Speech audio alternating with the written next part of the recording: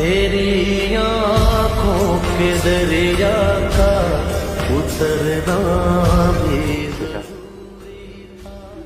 मेरी इज्जत अब तुम्हारे हाथ में है। मैंने बहुत बड़ी गलती कर दी, जो अपनी ही बेटी का घर खराब किया। मुझे माफ कर दो बेटा, मेरी बेटी को रख लो। क्या हो पापा जी, आप तो बड़े तैश में लेके गए थे कि कभी भी इस दहलीज पे वापस नहीं आएंगे। हमारा घर कंजड़ खाना है, रहने का तरीका नहीं है, रखने का तरीका नहीं है। अपनी हद में रहे और तू इन कपड़ों में कहीं नहीं जाएगी।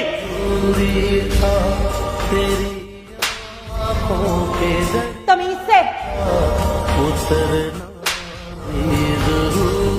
औकात में रह समझी। और दामाद जी, अपनी ना औकात और हद में रहो। मेरे सामने मेरी बेटी को थप्पड़ मार रहे हो।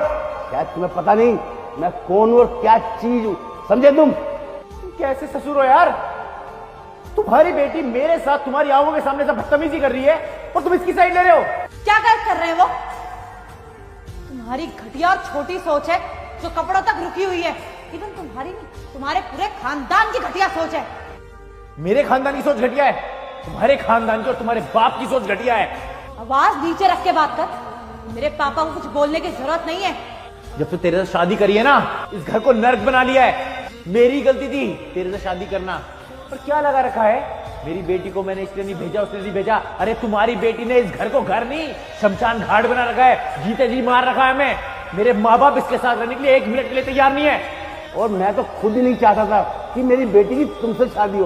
वो तो मेरी बेटी ने जिद करके तुमसे शादी कर ली, लेकिन गलती की मैंने तुम्हारे साथ शादी करवा के फटीचर गरीब कही के। क्या ड्रामा लगा रखा है? ऐसा ही है ना तो घर के बाहर चली जा, तलाक दे, खत्म कर। चल बेटी। और हाँ, देख लूंगा तुम्हारे को कोर्ट में। जब कोर्ट के चक्कर लगवाऊंगा ना तो तुम्हारे तलवे घिस जाएंगे, समझे तुम? चला बेटी। ठीक है, देख लूंगा। मैं तुम्हारे आगे हाथ जोड़ता हूँ बेटा, मुझसे बहुत बड़ी गलती होगी बेटा। अगर इसे रखवाना है तो मेरे घर वालों से मांगनी पड़ेगी आप दोनों को माफी। अगर वो कहेंगे तो मैं रख लूंगा, नहीं तो मैंने जोड़ा आपके आगे हाथ। कभी